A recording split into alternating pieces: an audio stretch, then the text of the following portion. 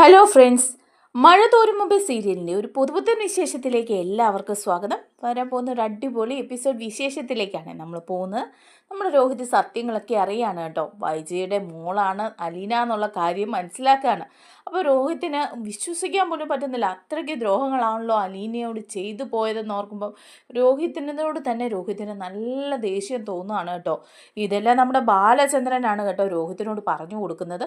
സ്വന്തം അമ്മ പിഴച്ച് പ്രസവിച്ച മോളാണ് അലീന എന്നുള്ള വിവരം അറിയുകയാണ് രോഹിത്തിന് അലീനയോട് ബഹുമാനം കൂടുകയാണ് ചെയ്യുന്നത്. എല്ലാ സത്യങ്ങളും അറിഞ്ഞിട്ടാണല്ലോ അലീന ചേച്ചി തന്നോട് ഇതൊന്നും പറയാതിരുന്നത്. താൻ അങ്ങനെയൊക്കെ ദ്രോഹം ചെയ്തപ്പോഴും ചേച്ചിക്ക് ഈ വിവരമൊക്കെ അറിയാമായിരുന്നല്ലോ എന്നൊക്കെ ഓർക്കുമ്പോൾ രോഹിത്തിന് നല്ല വിഷമവും തോന്നുന്നുണ്ട്.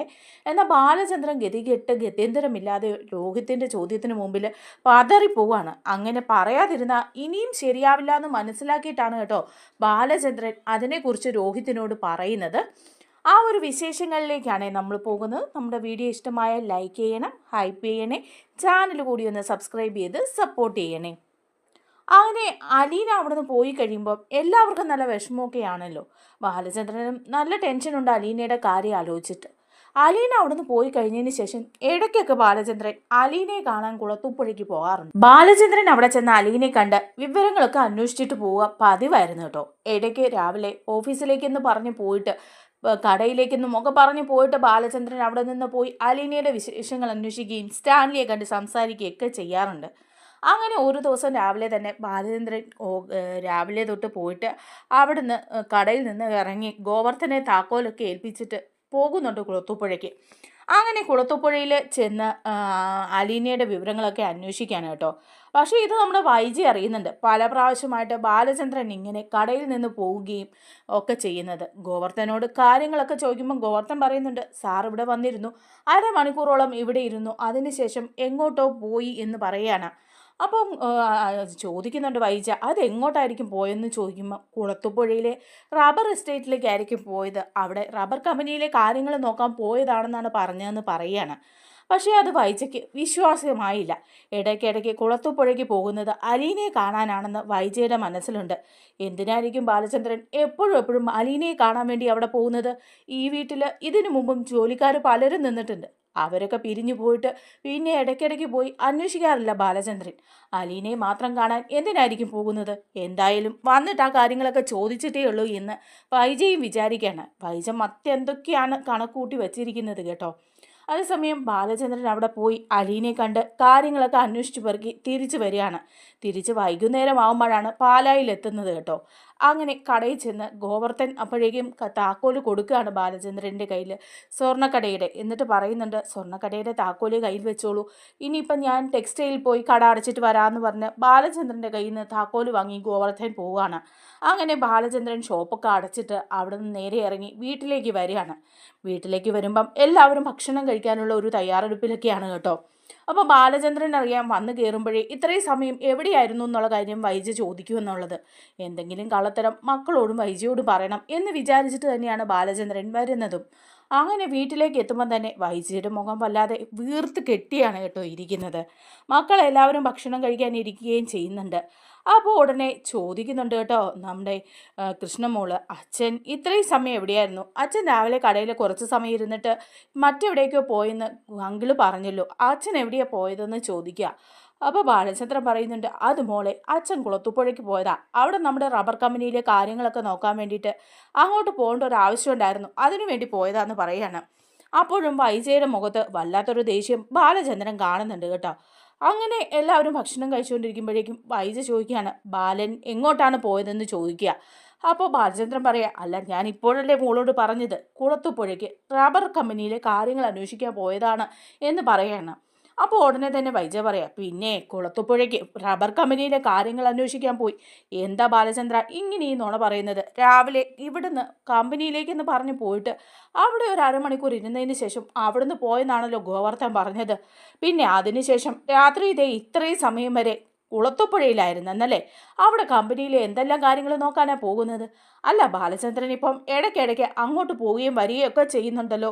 അപ്പോൾ ഇതൊക്കെ കേട്ടിട്ട് നമ്മുടെ കൃഷ്ണമോളും രോഹിത്തും ഒക്കെ ഇങ്ങനെ നോക്കിയിരിക്കുന്നുണ്ട് കേട്ടോ. ബബിതയാണെങ്കിൽ വല്ലാതെ ബാലചന്ദ്രനെ നോക്കുന്നുമുണ്ട്. അപ്പോൾ ബാലചന്ദ്രൻ പറയുന്നുണ്ട്, എന്നെ എന്നാ ചോദ്യം ചെയ്യാനാണോ? CBI അന്വേഷണം നടത്തുന്ന പോലെ ചോദിക്കാൻ വൈജയ്ക്ക് എന്താ അധികാരം എന്ന് ചോദിക്കുക.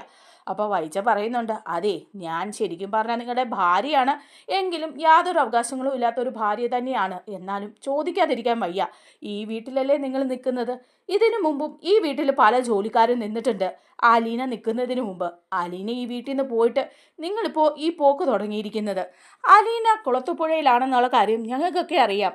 അങ്ങോട്ട് പോകുന്നത് അവളെ കാണാനല്ലേ എന്ന് ചോദിക്കുകയാണ്. അപ്പോൾ ബാലചന്ദ്രൻ പറയാം, ഞാനിതിന് അവളെ കാണുന്നത്, അവളെ കാണാൻ പോകുന്നതല്ല ഞാൻ എന്ന് പറയാണ്.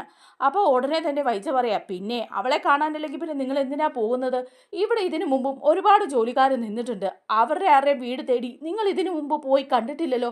ഈ അലീനയുടെ വീട് മാത്രം അന്വേഷിച്ച് എന്തുകൊണ്ടാണ് നിങ്ങൾ പോകുന്നത്? അല്ല, അലീനയും നിങ്ങളും തമ്മിൽ എന്ത് ബന്ധമാണ് ഉള്ളത്? അതൊന്ന് പറയാൻ പറ്റുമോ എന്ന് ചോദിക്കുക. അപ്പോൾ ബാലചന്ദ്രൻ പറയുന്നുണ്ട്, അതിന് ഞാൻ അലീനയുടെ വീട്ടിൽ പോയാൽ എന്താ? അവൾ ഈ വീട്ടിൽ നിന്ന് പോയത് നിൻ്റെ പ്രശ്നങ്ങൾ കൊണ്ടല്ലേ? നീ ഒരുപാട് പ്രശ്നങ്ങൾ ഉണ്ടാക്കി ആ പാവത്തിന് ഈ വീട്ടിൽ നിന്ന് അടിച്ചിറക്കി വിട്ടതാ. അങ്ങനെ ഇറങ്ങിപ്പോയ പെൺകുട്ടിയെ കുളത്തുപുഴയിൽ ഒരു സ്ഥലത്ത് കൊണ്ടാക്കിയിട്ടുണ്ട്. അവിടെ കൊണ്ടാക്കിയ എനിക്കൊരു ഉത്തരവാദിത്തമില്ലേ അവളുടെ കാര്യങ്ങളൊക്കെ അന്വേഷിക്കണം എന്നുള്ളത്? അവളുടെ കാര്യങ്ങളൊക്കെ അന്വേഷിക്കാൻ വേണ്ടിയിട്ടാണ് ഞാൻ പോകുന്നത്. അതൊരു തെറ്റായിട്ടൊന്നും എനിക്ക് തോന്നിയില്ല. നീ കാരണമല്ലേ അലീന ഇവിടെ നിന്ന് ഇറങ്ങിപ്പോയത്. അപ്പോൾ വൈജ പറയാ, അങ്ങനെയാണെങ്കിൽ നിങ്ങൾ അവിടെ പോയി അവളുടെ കാര്യങ്ങളൊക്കെ അന്വേഷിക്കും അല്ലേ? കാര്യങ്ങളൊക്കെ അന്വേഷിക്കാം. പ്രത്യേകമായിട്ടൊരു പോക്കിൻ്റെ കാര്യമില്ലല്ലോ. അവളെ അവിടുന്ന് വിളിച്ചു വരുത്തി ഏതെങ്കിലും ലോഡ്ജ് മുറി കൊണ്ടിരുത്തിയാൽ വിശദമായിട്ട് കാര്യങ്ങളൊക്കെ അന്വേഷിക്കാൻ പറ്റുമല്ലോ. അങ്ങനെ എന്തെങ്കിലും ഉദ്ദേശത്തോടു കൂടി ആയിരിക്കുമല്ലോ പോകുന്നതെന്ന് പറയാണ്. അപ്പോഴേക്കും ബാലചന്ദ്രൻ ചാടി എണീക്കുകയാണ്. വൈജെ, ദേ അനാവശ്യം പറയരുത്. അലീനയും എന്നെയും വെച്ച് വേറൊന്നും പറയരുതെന്ന് നിന്നോട് ഞാൻ പറഞ്ഞിട്ടുണ്ട്. ഇനിയും ഇങ്ങനെ മോശമായിട്ട് സംസാരിച്ചുണ്ടല്ലോ എന്ന് പറഞ്ഞ് കൈ ഒങ്ങാണ് വൈജയുടെ നേരെ. അപ്പോൾ വൈജ പറയാം, ഞാൻ സംസാരിക്കുന്നതിനേ കുഴപ്പമുള്ളൂ. അല്ലെങ്കിൽ പിന്നെ നിങ്ങൾക്ക് മാന്യമായിട്ട് മക്കളോട് പറഞ്ഞിട്ട് പോകാമായിരുന്നല്ലോ. നിങ്ങളുടെ മക്കൾ അലീനയെ ഒരുപാട് സ്നേഹിക്കുന്നുണ്ടെന്ന് നിങ്ങൾക്കറിയാമല്ലോ. അലീന പോയതുകൊണ്ട് ഇവർക്ക് 3 പേർക്കും നല്ല വിഷമവും ദേഷ്യവും ഒക്കെയുണ്ട്. അലീനയുടെ കാര്യങ്ങൾ അറിയാൻ ആഗ്രഹിക്കുന്നവരാ ഇവർ. അലീനയെ ഇടയ്ക്ക് കാണാനും ഇവർ ആഗ്രഹിക്കുന്നുണ്ട്. അങ്ങനെയുള്ള ഇവരോട് നിങ്ങൾക്ക് പറയാമല്ലോ അലീന എവിടെയാണെന്ന്. അല്ലെങ്കിൽ കാണാൻ പോകുമ്പം ഇവരാരെങ്കിലും കൂട്ടിക്കൊണ്ട്, ദേ കൃഷ്ണമോളെയാണെങ്കിൽ കൂട്ടിക്കൊണ്ട് പോയിക്കൂടെ? അവക്കും അലീനയെ കാണണമെന്ന് ആഗ്രഹം കാണില്ലേ? അവൾ കൂടി വന്നോട്ടെ എന്ന് എന്തുകൊണ്ടാണ് നിങ്ങൾ വിചാരിക്കാത്തത്? എപ്പോഴും അലീനയെ കാണാൻ പോകുമ്പം നിങ്ങൾ ഒറ്റയ്ക്ക് തന്നെ പോകുന്നതിൻ്റെ കാരണം എന്താ? നിങ്ങളുടെ മക്കൾ അലീനയെക്കുറിച്ച് എന്തെങ്കിലും ചോദിച്ചിട്ട് നിങ്ങൾ മറുപടി എന്തെങ്കിലും പറഞ്ഞിട്ടുണ്ടോ? ഒന്നും നിങ്ങൾ മിണ്ടാറില്ലല്ലോ. അലീന എവിടെയാണെന്നോ എന്താണെന്നോ അലീനയുടെ താമസിക്കുന്ന വീടിൻ്റെ അഡ്രസ്സ് എന്താണെന്നോ ഒന്നും നിങ്ങൾ പറഞ്ഞു കൊടുത്തിട്ടില്ലല്ലോ മക്കൾക്ക്. ആ അഡ്രസ്സെങ്കിലും നിങ്ങൾക്ക് പറഞ്ഞു കൊടുത്തുകൂടായിരുന്നോ? അപ്പം ഇതിലെന്തെങ്കിലുമൊക്കെ കള്ളക്കളിയുണ്ടെന്ന് ഞാൻ പറയുന്നതിലാണ് തെറ്റുള്ളത്. വേറൊന്നുമില്ല അല്ലേ എന്ന് പറയാണ്. അപ്പോൾ ഇതൊക്കെ കേൾക്കുമ്പോൾ രോഹിത്തും ആലോചിക്കുകയാണ്, ശരിയാണ്, അമ്മ പറയുന്നതിലും ഇനി എന്തെങ്കിലും കാര്യം ഉണ്ടാവോ? അലീന ചേച്ചിയെക്കുറിച്ചിട്ട് ഇവിടുന്ന് പോയി എവിടെയോ ഉണ്ട് എന്നല്ലാതെ ഒന്നും അച്ഛൻ പറഞ്ഞിട്ടില്ല. ഇതിനു മുമ്പ് ഒരു കാര്യങ്ങളും അലീന ചേച്ചിയെക്കുറിച്ച് പറയാൻ അച്ഛൻ തയ്യാറായിട്ടുമില്ല. അമ്മ പറയുന്നതിലും ചെറിയ കാര്യങ്ങളൊക്കെ ഉണ്ടല്ലോ, അച്ഛനോട് തന്നെ ഇതിനെക്കുറിച്ചൊക്കെ ചോദിച്ചാൽ മതിയെന്നൊക്കെ പറയണം. അങ്ങനെ ബാലചന്ദ്രന് ദേഷ്യം വന്നിട്ട് ബാലചന്ദ്രനാണെങ്കിൽ ഭക്ഷണമൊന്നും കഴിക്കാതെ റൂമിലേക്ക് കയറി പോവാണ് കേട്ടോ. അതുപോലെ വൈജയും ദേഷ്യപ്പെട്ട് താഴത്തെ റൂമിൽ പോയി വാതിലടച്ച് കിടക്കുകയാണ്. അങ്ങനെ കൃഷ്ണമോളും ബബിതയും അവരുടെ റൂമിലേക്കും പോവാ. ആ സമയത്ത് രോഹിത്തും മുറിയിലേക്ക് പോകുന്നുണ്ട്. രോഹിത്ത് മുറിയിൽ കയറിയിരുന്ന് വീണ്ടും ആ കാര്യങ്ങളെ കുറിച്ചിട്ട് ഇങ്ങനെ ആലോചിക്കുകയാണ്. അച്ഛൻ എന്തുകൊണ്ടായിരിക്കും ഈ ഒരു കാര്യത്തെ മാത്രം മറച്ചു വെക്കുന്നത്? അച്ഛൻ്റെ മോളല്ല അലീന ചേച്ചി എന്നുള്ള കാര്യം പറഞ്ഞു. അങ്ങനെയാണെങ്കിൽ പിന്നെ അലീന ചേച്ചി അച്ഛനും തമ്മിൽ എന്തായിരിക്കും ബന്ധം? എന്താണെന്നൊന്നും പറയുന്നുമില്ല. അങ്ങനെ എന്തോ ഒരു ബന്ധം ഉണ്ടതുകൊണ്ടല്ലേ അച്ഛൻ പിന്നീടും പോയി അലീന ചേച്ചിയെക്കുറിച്ച് അന്വേഷിക്കുകയും കാണുകയും ഒക്കെ ചെയ്യുന്നത്. അതെന്തുകൊണ്ടാണ് ഞങ്ങളോടൊന്നും പറയാത്തത് എന്നൊക്കെ ഇങ്ങനെ വിചാരിക്കാം. അങ്ങനെ രോഹിത്തിന് അറിയാൻ കേട്ടോ, ബാലചന്ദ്രൻ ലേറ്റായിട്ടേ കിടക്കുള്ളൂ. 11 മണിയൊക്കെ കഴിഞ്ഞതിന് ശേഷം മാത്രമേ കിടക്കുള്ളൂ. ഓഫീസിലെയും കടയിലെയും ഒക്കെ കണക്കുകളൊക്കെ നോക്കിയതിന് ശേഷമാണ് ബാലചന്ദ്രൻ കിടക്കുന്നത്. അങ്ങനെ പതുക്കെ ബാലചന്ദ്രനോട് തന്നെ ചോദിക്കാനായിട്ട് രോഹിത്ത് ബാലചന്ദ്രൻ്റെ മുറിയിൽ ചെന്ന് മുട്ടുവാണ്.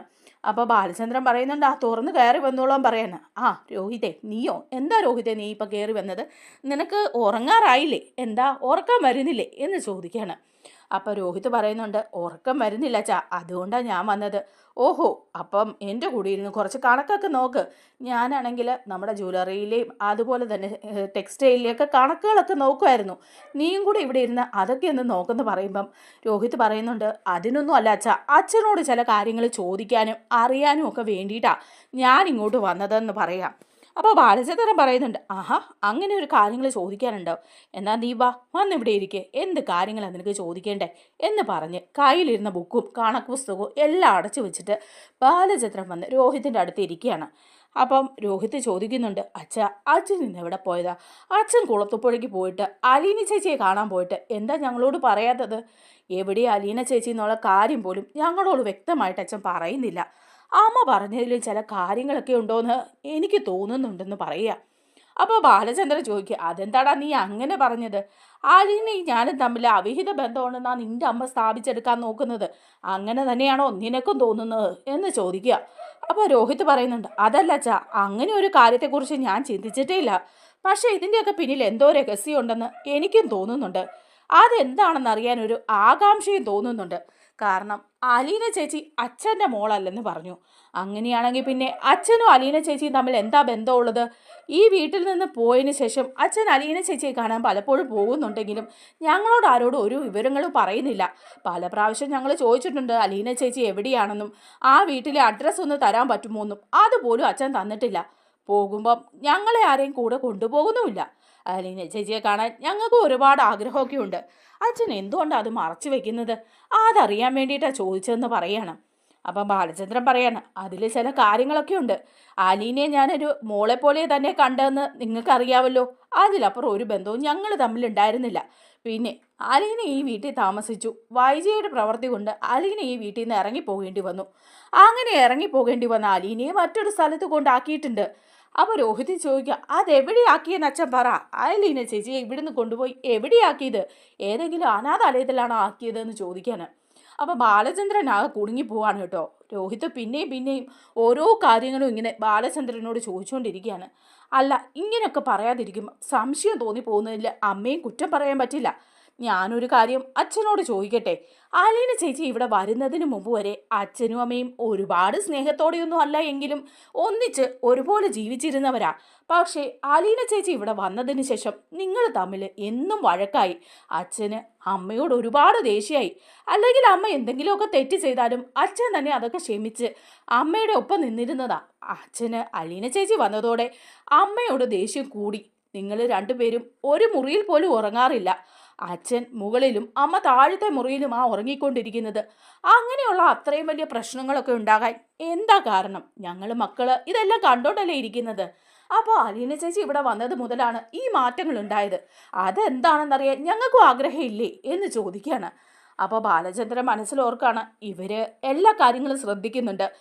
അലീന വന്നതിന് ശേഷം ഞാനും വൈജിയും തമ്മിൽ പ്രശ്നങ്ങൾ ഉണ്ടായത് എന്നാണ് ഇവൻ ധരിച്ചു വെച്ചിരിക്കുന്നത്. അതിൻ്റെ കാരണം ഇനി ഇവനോട് മറച്ചു വെച്ചിട്ട് കാര്യമില്ല. അങ്ങനെ മറച്ചു വെച്ച് കഴിഞ്ഞാൽ അത് എന്തെങ്കിലും ഇവൻ തെറ്റിദ്ധരിക്കപ്പെടും എന്നിങ്ങനെ വിചാരിക്കുകയാണ്. എന്നിട്ട് ബാലചന്ദ്രൻ പറയാണ്, മോനെ, ഞാൻ കാര്യങ്ങൾ നിന്നോട് പറയാം. അതെനിക്ക് നിന്നോട് പറയാൻ ഒരുപാട് പരിമിതികളുണ്ട്. കാരണം ഒരച്ഛൻ മോനോടാണ് ഇതൊക്കെ സംസാരിക്കാൻ പോകുന്നത്. അങ്ങനെ ഒരു കാര്യം പറയുമ്പോഴേക്കും നീ കുറച്ച് ക്ഷമയോടുകൂടി കേട്ടിരിക്കണം എന്ന് പറയാണ്. അപ്പോൾ രോഹിത് ചോദിക്കുക, അല്ല അച്ഛാ, എന്താ അച്ഛൻ്റെ മനസ്സിലെന്ന് വെച്ചാൽ അതങ്ങ് തുറന്നു പറ എന്ന് പറയാണ്. അപ്പോൾ ബാലചന്ദ്രൻ പറയാണ്, അതെ, നിൻ്റെ അമ്മ വൈജയെ ഞാൻ വിവാഹം കഴിച്ച ഒരു കഥയുണ്ട്, അതാദ്യം ഞാൻ പറയാമെന്ന് പറയാണ്. അപ്പോൾ രോഹിത് ചോദിക്കുന്നുണ്ട്, അതൊക്കെ അറിയാവുന്ന കാര്യമല്ലേ, എന്തിനാ അച്ഛാ അത് ഇനിയും പറയുന്നത്? അല്ല മോനെ, ഞാനും എൻ്റെ അച്ഛനും അമ്മയൊക്കെ വൈജയുടെ വീട്ടിലെ ആശ്രിതരാണെന്നുള്ള കാര്യം നിനക്കറിയാമായിരുന്നല്ലോ. അതച്ഛൻ പല പ്രാവശ്യം ഇവിടെ പറഞ്ഞിട്ടുള്ളതല്ലേ, ഇനിയിപ്പോൾ അത് പറയണോ? അല്ല മോനെ, അതുകൂടി പറയണം ഈ കഥ പൂർത്തിയാവണമെങ്കിൽ. ഞാൻ ഒരു പ്രീ ഡിഗ്രിക്ക് പഠിക്കുന്ന കാലം, ആ സമയം എനിക്ക് വൈജിയോടൊരു ഇഷ്ടമൊക്കെ തോന്നി. വൈജിയെ വിവാഹം കഴിച്ചാൽ കൊള്ളാവുന്ന ഒരാഗ്രഹവും തോന്നി. കാരണം അന്ന് ബുദ്ധി ഉദിക്കാത്ത പ്രായമല്ലേ, ആ സമയത്ത് തോന്നിയ ഒരു പൊട്ടത്തരമായിരുന്നു അത്. അത് ഞാൻ പ്രകടിപ്പിക്കുകയും ചെയ്തു.